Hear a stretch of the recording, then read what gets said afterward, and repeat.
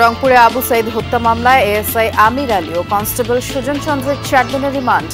সিলেটে নিহত সাংবাদিক পরিবারের সাথে সমন্বয়কদের সাক্ষাৎ। চাঁদা ও ঝুট ব্যবসার নিয়ন্ত্রণ না পেয়ে নারায়ণগঞ্জে শিল্প মালিকদের মিথ্যা মামলায় জড়ানোর অভিযোগ। আন্দোলনে নিহতের কথা বললেও একজন মারা যান 2 মাস আগে। উনি মারা যাওয়ার পরই ছাত্রদের আন্দোলন হয়েছে। আমরা পেয়ে থাকলে মৃত ঘোষণা করলে আমাদের রেজিস্টার খাতা থাকতো, কিন্তু এরকম কোনো তথ্য আমাদের হাসপাতালের রেজিস্টার খাতায় নেই। বগুড়ায় স্বেচ্ছাসেবক দল নেতা খুনের 2 ঘন্টার মাথায় এক অভিযুক্তকে হাসপাতালের জরুরি বিভাগে পিটিয়ে হত্যা। সংবাদ সংগ্রহের সময় যমুনার ব্যুরো প্রধান সহ 6 গণমাধ্যম কর্মী আহত।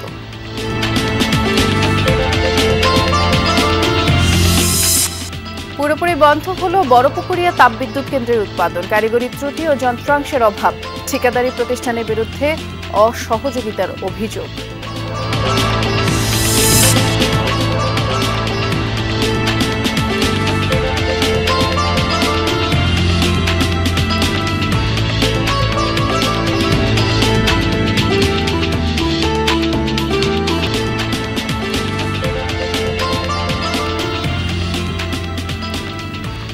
সংবাদ শেয়ারে আমন্ত্রণ জানাচ্ছি। নুসরাত বৃষ্টির সাথে আছি। শিরোনামগুলো শুনছিলেন, যেমনটি শুনলেন প্রথম শিরোনামে রংপুরে বৈষম্য বিরোধী ছাত্র আন্দোলনের সমন্বয়ক আবু সাইদ হত্যা মামলায় পুলিশের এএসআই আমির আলী এবং কনস্টেবল সুজন চন্দ্রের 4 দিনের রিমান্ড মঞ্জুর করেছে আদালত।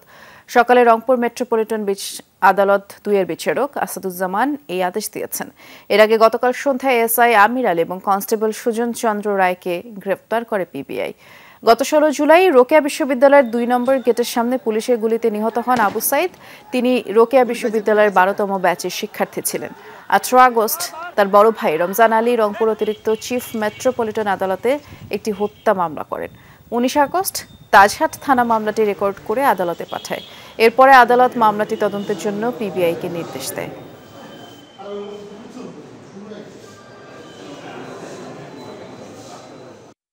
আসামিদের পক্ষে আইনজীবী ছিল না, তাদের দীর্ঘক্ষণ ধরে বিজ্ঞ আদালত ধৈর্য সহকারে বক্তব্য শুনেছেন, তাদের জবানবন্দি নিয়েছেন।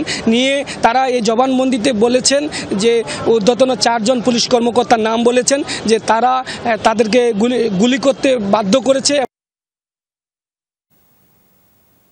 ধারাবাহিক সফরের অংশ হিসেবে সিলেট সফর করছেন বৈষম্য বিরোধী ছাত্র আন্দোলনের সমন্বয়ক দল। সকালে ঢাকা থেকে সিলেট পৌঁছায় কেন্দ্রীয় সমন্বয়ক হাসিব আল ইসলাম সহ 11 সদস্যের দল এবং সেখানে জেলা পর্যায়ে সমন্বয়কদের সাথে নিয়ে পুলিশের গুলিতে নিহত সাংবাদিক আবু তুরাবের পরিবারের সাথে তারা দেখা করেন।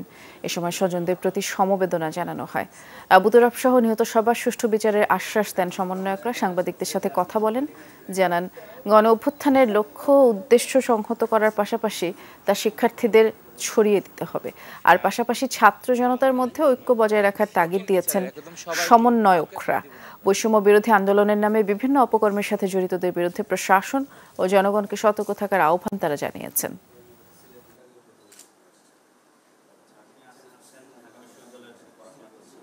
চাঁদা আর তৈরি পোশাক কারখানার ঝুট ব্যবসার নিয়ন্ত্রণ না পেয়ে শিল্প মালিকদের মিথ্যা মামলায় আসামি করার অভিযোগ উঠেছে নারায়ণগঞ্জের 2500 ও রূপগঞ্জে। 2টি হত্যা মামলায় আসামি করা হয়েছে তৈরি পোশাক কারখানা ফকির গ্রুপের মালিকদের। জুন মাসে হৃদরোগে মৃত্যু হলেও আগস্টে বৈষম্য বিরোধী ছাত্র আন্দোলনে হত্যার অভিযোগে মামলা করা হয়েছে এবং এ নিয়ে গ্রুপের 50,000 শ্রমিকের মাঝে এখন চাপা আতঙ্ক বিরাজ করছে। জুন মাসের 3 তারিখ হৃদরোগে আক্রান্ত হয়ে রূপগঞ্জের ডিকেএমসি হাসপাতালে ভর্তি হন একটি গণপরিবহনের সুপারভাইজার ও 2500 দুপতারা ইউনিয়ন বিএনপির সহসভাপতি বাবুল মিয়া। ওই দিন সন্ধ্যায় হাসপাতালেই মারা যান তিনি। ঘটনার 2 মাস পর 5 আগস্ট ছাত্র জনতার আন্দোলনে সরকারের পতন হলে 22 আগস্ট দুপতারা ইউনিয়ন বিএনপির সাধারণ সম্পাদক নুরুল আমিন বাদী হয়ে 2500 থানায় হত্যা মামলা করেন।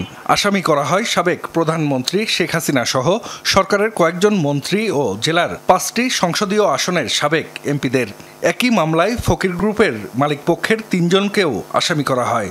বাদীর অভিযোগ, বৈষম্য বিরোধী আন্দোলনে যোগ দেয় দলের কর্মী বাবুল মিয়াকে 4 আগস্ট আসামিরা কালীবাজার থেকে অপহরণ করে কুপিয়ে ও পিটিয়ে আহত করে। পরে 2500 উপজেলা স্বাস্থ্য কমপ্লেক্সে মারা যান। তবে হাসপাতালের আবাসিক চিকিৎসক জানান শুধু 4 আগস্ট নয়, গত 3 মাসে বাবুল মিয়া নামে গির্দা বা আশেপাশের এলাকা থেকে কোনো রোগী আসেনি স্বাস্থ্য কমপ্লেক্সে। রোগীকে আমরা পেয়ে থাকলে মৃত ঘোষণা করলে আমাদের রেজিস্ট্রার খাতায় থাকতো, কিন্তু এরকম কোনো তথ্য আমাদের হাসপাতালের রেজিস্ট্রার খাতায় নেই। তাই আমরা বলতে পারছি এই কথাটা সত্য না। এদিকে রূপগঞ্জের ডিকেএমসি হাসপাতালের মৃত্যু সনদ বলছে গত 3 জুন হৃদরোগে আক্রান্ত হয়ে মারা যান আগস্টে দ্বিতীয়বার মৃত্যু দেখানো বাবুল মিয়া। একই তারিখে একই কারণ দেখিয়ে মৃত্যু নিবন্ধন করেছে সরকারি জন্ম মৃত্যু নিবন্ধন প্রতিষ্ঠান। এ ব্যাপারে মামলার বাদী নুরুল আমিনের সঙ্গে যোগাযোগের চেষ্টা করেও তাকে পাওয়া যায়নি। বাবুল মিয়ার বাড়িতে গিয়ে দেখা যায় সেটি তালাবদ্ধ। স্থানীয়রা জানান গণমাধ্যম কর্মীদের এড়িয়ে চলতেই আত্মগোপনে রয়েছে পরিবারটি। উনি মারা যাওয়ার পরই ছাত্রদের আন্দোলন রয়েছে। শেখ হাসিনা সরকার যেদিন হয়েছে উনি তো সেদিন মারা যায়নি নাকি? না না না না, ওই দিন আগে মারা গেছে।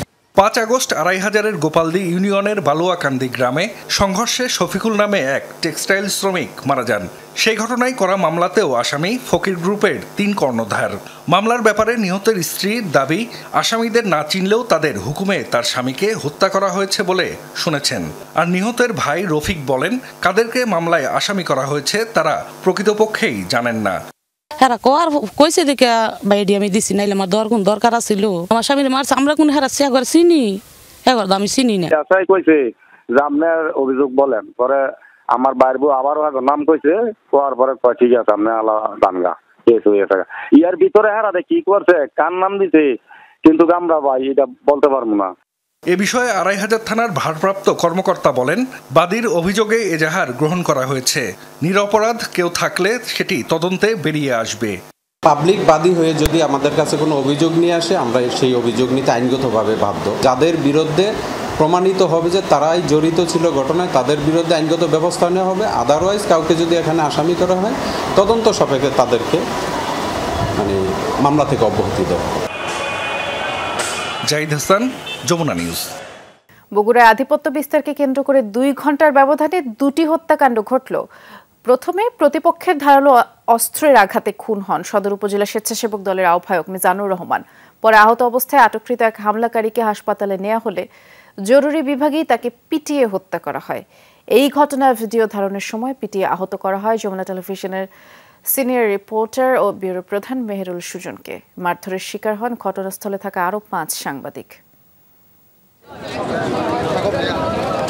রোববার রাত 9টা নাগাদ বগুড়া রংপুর মহাসড়ক সংলগ্ন গোকুল বন্দর এলাকায় রাজনৈতিক সহকর্মীদের সাথে আড্ডা দিচ্ছিলেন সদর উপজেলা জাতীয়তাবাদী স্বেচ্ছাসেবক দলের আহ্বায়ক মিজানুর রহমান। এ সময় তাকে কুপিয়ে হত্যা করা হয়। তার মৃত্যুর খবরে হাসপাতালে পৌঁছায় শত শত নেতাকর্মী। প্রত্যক্ষদর্শীরা জানায়, গোকুল ইউনিয়ন যুবদলের সদ্য বহিষ্কৃত আহ্বায়ক বিপুলের সাথে আধিপত্য বিস্তার নিয়ে স্বেচ্ছাসেবক দলনেতা মিজানের পুরনো বিরোধ ছিল। 6 বছর আগেও ওই এলাকায় মিজানকে হত্যার চেষ্টা করে বিপুল। সেই যাত্রায় প্রাণে বাঁচলেও মিজান পা হারিয়ে পঙ্গু হয়ে যায়। সোমবার রাতে বিপুলের নেতৃত্বে 20-25 জনের একটি দল এলোপাতাড়ি কোপায় মিজানকে। হাসপাতালে নেয়ার পথেই তার প্রাণ যায়। দেখি যে আমাদের অফিসের দক্ষিণ পাশে দেখি পড়ে আছে, দেখার পরে দেখি যে এগুলো মাথার এগুলো আর নাই, মনে করেন মাথাতে হিটতেছে। দলীয় নেতারা বলছেন, শৃঙ্খলা ভঙ্গের অভিযোগে কয়েকদিন আগে ইউনিয়ন যুবদল নেতা বিপুলকে বহিষ্কার করা হয়। ধারণা, পূর্ব বিরোধের জের আর বহিষ্কারের ক্ষোভ দুটোরই বহিঃপ্রকাশ ঘটাতেই এই হত্যাকাণ্ড। ও দীর্ঘদিন হলো রিলেটিভ ছিল, আর আওয়ামী লীগের ভোট করছে, বিভিন্ন অভিযোগ আমাদের কাছে ছিল। এই কারণে আমরা ওকে দল থেকে দলের শৃঙ্খলা ভঙ্গ করার কারণে তাকে বহিষ্কার করা হচ্ছে। কুলাঙ্গারদের দৃষ্টান্তমূলক শাস্তি চাই এবং সর্বোচ্চ শাস্তি চাই, সর্বোচ্চ শাস্তি চাই। এটাই আমার চাওয়া। আমি ছিলাম স্বেচ্ছাসেবক দল আহ্বায়ক হিসেবে আমি এটাই চাই, আর কিছু চাই না আমি। মিজানের মৃত্যুর খবরে রাত 11টায় হাসপাতাল চত্বর যখন দলীয় নেতাকর্মীতে ভরা, সে সময় পুলিশের গাড়িতে হাসপাতালে আনা হয় হত্যাকাণ্ডে অভিযুক্ত আটক সালমান হোসেন নামে বিপুলের এক আহত সহযোগীকে। তাকে জরুরি বিভাগে নেওয়া হয়, কিন্তু সেখানেই বিক্ষুব্ধ নেতাকর্মীরা ঢুকে সালমানকে এলোপাতাড়ি পিটিয়ে মারে। এই ঘটনায় ভিডিও ধারণ করতে গেলে স্বেচ্ছাসেবক দলের নেতাকর্মীরা বেধড়ক পিটিয়ে আহত করে যমুনা টেলিভিশনের বগুড়া ব্যুরো প্রধান মেহেরুল সুজন সহ 5 সাংবাদিককে। ঘটনা একেবারে প্রাথমিক পর্যায়ে আছে। কারা করছে, কিভাবে করছে, আমরা বিস্তারিত জেনে যারা দুষ্কৃতকারী সবাইকে গ্রেপ্তার করা হবে, আইনের আওতায় আনা হবে। সরকার পতনের পর গেল ১ মাসে দলীয় শৃঙ্খলা ভঙ্গের অভিযোগে বিএনপি ও অঙ্গ সংগঠনের অন্তত ১০ জনকে বহিষ্কার করেছে বগুড়া জেলা বিএনপি। তবে অন্তর্বর্তী সরকারের আমলে আধিপত্য বিস্তারকে কেন্দ্র করে এই প্রথম প্রতিষ্ঠাতা জিয়াউর রহমানের জেলায় ঘটল হত্যাকাণ্ড। জারিন অর্নি, যমুনা নিউজ। কারিগরি ত্রুটি ও যন্ত্রাংশের অভাবে পুরোপুরি বন্ধ হয়ে গেল দিনাজপুরের বড়পুকুরিয়া তাপবিদ্যুৎ কেন্দ্রের উৎপাদন। গতকাল সন্ধ্যায় যান্ত্রিক ত্রুটির কারণে সর্বশেষ এবং তৃতীয় ইউনিটের উৎপাদন বন্ধ হয়। বিদ্যুৎ কেন্দ্রটির 2টি ইউনিট আগে থেকেই বন্ধ ছিল এবং তৃতীয় ইউনিট থেকে প্রতিদিন 200 মেগাওয়াট বিদ্যুৎ উৎপাদন হতো, যা সরবরাহ করা হতো জাতীয় গ্রিডে। কর্তৃপক্ষ জানিয়েছে, চীনা ঠিকাদারি প্রতিষ্ঠান হারবিন ইন্টারন্যাশনালের 5 বছরের চুক্তি মোতাবেক উৎপাদন সচল রাখতে ছোট ধরনের মেরামত এবং যন্ত্রাংশ সরবরাহ করার কথা, কিন্তু ঠিকাদারি প্রতিষ্ঠান তা করছে না, যার কারণে বিদ্যুৎ কেন্দ্রটি বারবার ত্রুটি দেখা দিলেও সঠিকভাবে মেরামত করা সম্ভব হয়নি। তবে 1 নং ইউনিট দ্রুত চালু করা হবে বলে কর্মকর্তারা জানিয়েছেন। এ বিষয়ে আরো বিস্তারিত জানবো, আমাদের সহকর্মী মাহফুজুল হক অপেক্ষা করছেন আমাদের জন্য। মাহফুজ, বিদ্যুৎ কেন্দ্রটি আসলে পুরোপুরি সচল হতে কত সময় লাগতে পারে? কর্মকর্তারা নিশ্চয়ই এ বিষয়ে কিছু বলেছেন, একটু বিস্তারিত করে জানাবেন। হ্যাঁ, বৃষ্টি, আপনি যেমনটি বলেছেন যে এই বড়পুকুরিয়া তাপবিদ্যুৎ কেন্দ্র আমাদের দেশের খনিজ সম্পদের একমাত্র নিজস্ব কয়লা দিয়ে এই তো বিদ্যুৎ কেন্দ্রটি চলে থাকে এবং এখান থেকে মোট 3টি ইউনিট রয়েছে, 125 করে 2টি এবং তৃতীয় ইউনিটটি হচ্ছে 300 মেগাওয়াটের। এই 300 মেগাওয়াটের বিদ্যুৎ থেকেই উৎপাদন হচ্ছিল আসলে গড়ে 260 থেকে 65 মেগাওয়াট বিদ্যুৎ উৎপাদন হচ্ছিল। এই বিদ্যুৎগুলি কিন্তু চলে যেত জাতীয় গ্রিডে। আপনাকে বলে রাখি, এই 1 ও 2 নাম্বার যে ইউনিটটি, এই ইউনিটটি চায়নার একটি কোম্পানির সাথে ছিল, চুক্তিবদ্ধ ছিল। এই চুক্তিবদ্ধ থাকাকালীন সময়ে যে ওভারহোলিং এর কাজগুলি করার কথা, কিন্তু এই করোনা জনিত কারণে ওভারহোলিং এর কাজগুলি করা সম্ভব হয়নি বলে চায়না কর্তৃপক্ষ দাবি করেছে। স্থানীয় আমাদের এই বড়পুকুরিয়া তাপবিদ্যুৎ কেন্দ্রের যে পরিচালক আছেন, এমডি আছেন, উনি আবু বকর সিদ্দিক সাহেব আমাদেরকে যেমনটি জানিয়েছেন যে 3 নাম্বার ইউনিটটি, এই ইউনিটটি কিন্তু মোটামুটি ঠিকই ছিল, কিন্তু 2020 সাল থেকে 25 সাল পর্যন্ত চায়না হারবিন কোম্পানির সাথে একটি চুক্তি ছিল, তারা এটা ইনস্টলেশন মানে রক্ষণাবেক্ষণ করবেন এবং মালামাল সরবরাহ করবেন, কিন্তু অজ্ঞাত কারণে তারা এই মালামালগুলি সরবরাহ করেনি এবং কোনো প্রতি বছর যে রক্ষণাবেক্ষণও করেনি। এর কারণে এই হারবিন কোম্পানির যে এই তৃতীয় বিদ্যুৎ কেন্দ্রের যে পাম্প, মূলত যে গভর্নেন্স পাম্প বলি, যেখান থেকে তেল সাপ্লাই দিয়ে মেশিনটিকে সচল রাখা হয়, এর একটি পাম্প নষ্ট হয়ে যায় এবং আরেকটি পাম্প দিয়ে কোনো মতে চালানো হচ্ছিল। কিন্তু গতকাল এই 9 সেপ্টেম্বর সকালবেলা এই একটি পাম্পও বন্ধ হয়ে যায়, ফলে আমাদের এখানকার বিদ্যুৎ উৎপাদন বন্ধ হয়ে গেছে। আর কর্তৃপক্ষ আশা করছে, চায়নার সাথে যোগাযোগ করা হচ্ছে, এই যোগাযোগের ফলে তারা বলেছে 7 থেকে 10 দিনের ভিতরে ওই পাম্পটি এনে স্থাপন করবে এবং 1 নম্বর যে ইউনিটটি আছে, এই ইউনিটটি স্থানীয়ভাবেই প্রকৌশলীরা আগামী 2-1 দিনের মধ্যে চালু করে বিদ্যুৎ সরবরাহ করার ব্যবস্থা নিচ্ছে এবং এই বিদ্যুৎ সরবরাহ করলে আমাদের যে লোডশেডিং কিছুটা হলেও কমে আসবে এবং ভোল্টেজেরও যে এই বিদ্যুৎ সরবরাহ না হওয়ার কারণে ভোল্টেজের কিছু তারতম্য হচ্ছে, এটিও আসলে দ্রুতই ঠিক হবে বলে মনে হচ্ছে। ধন্যবাদ জানাচ্ছি বিস্তারিত জানানোর জন্য। খুলনায় নির্মাণাধীন ভবন থেকে, একটি কর ভবন থেকে পড়ে গিয়ে 3 জন শ্রমিকের মৃত্যু হয়েছে। সকালে মহানগরীর বয়রা সরকারি মহিলা কলেজের সামনে নির্মাণাধীন ওই কর ভবনে দুর্ঘটনা ঘটে। নিহতরা হলেন রাব্বি, আশরাফুল ও মামুন। তাদের মরদেহ খুলনা মেডিকেল কলেজ হাসপাতালে রাখা হয়েছে।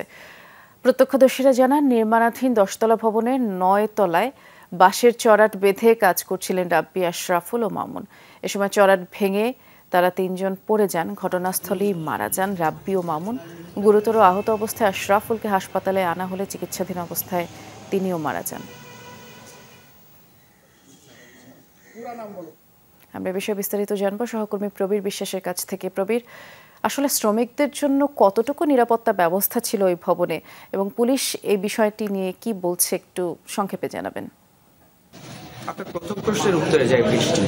যারা নির্মাণ শ্রমিক এখনো আমার পিছনে রয়েছে, যারা এখানে টেন্ট করে থাকে এবং দেশের বিভিন্ন জায়গা থেকে রাব্বি এবং মামুন তাদের বাড়ি পঞ্চগড়ে আর আশরাফুলের বাড়ি খুলনা নগরী দৌলতপুরে। এইসব শ্রমিকরা আমাদেরকে বলেছেন একেবারে শূন্য মাত্রায় তারা সেফটি পায়, অর্থাৎ কোনো ধরনের সেফটি তাদেরকে দেওয়া হয় না। তাদের যে সমস্ত হেলমেট, অন্য পোশাক, দড়ি, বেল্ট তার কোনো কিছুই তাদের দেওয়া হয় না বলে আমাদেরকে জানানো হয়েছে। এবং এই প্রতিষ্ঠানের যে 10 তলা যে ভবনটি, নতুন কর ভবন, এটি কাজ করছে খুলনার SN বিল্ডার্স নামে একটি ঠিকাদারি প্রতিষ্ঠান। পুলিশের কর্মকর্তারা এখানে কিছু সময় আগে পরিদর্শন করেছেন। আমাদের সঙ্গে কথা হয়েছে খুলনা মেট্রোপলিটন পুলিশের উপকমিশনার মোহাম্মদ তাজুল ইসলাম। তিনি বলেছেন শ্রমিকদের জন্য যে সমস্ত আনুষঙ্গিক প্রয়োজনীয় নিরাপত্তা ইকুইপমেন্ট বা যন্ত্রপাতি যেটাই বলা হোক না কেন, সেগুলো তাদেরকে দেওয়া হয় না। এবং শ্রমিকদের সাথে তিনি কথা বলেছেন, শ্রমিকরা আগে তারা বিভিন্ন সময় দাবি করেছেন তাদের দড়ি বা রশি দেওয়ার জন্য, বেল্ট দেওয়ার জন্য, তাদের হেলমেট দেওয়ার জন্য, তাদের নির্ধারিত পোশাক দেওয়ার জন্য, কিন্তু কখনোই তাদের এই ঠিকাদারি প্রতিষ্ঠান থেকে দেওয়া হয় না বলে পুলিশ আমাদেরকে বলেছে।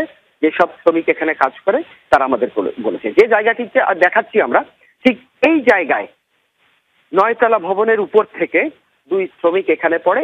একজন আশরাফুল, সে 5 তলার করিডোরে আটকে যায়, সেখান থেকে পরে তাকে নামানো হয় এবং এইখান থেকে ধরে এখানে তার যে সমস্ত সহকর্মীরা রয়েছে তারা দ্রুত সবাই হাসপাতালে নিয়ে যায়। হাসপাতালে নেওয়ার আগেই মামুন রাব্বি মারা যায় এবং কিছু সময়ের মধ্যে মারা যায় আশরাফুলও। এটি একটি তাদের জন্য হৃদয় বিদারক।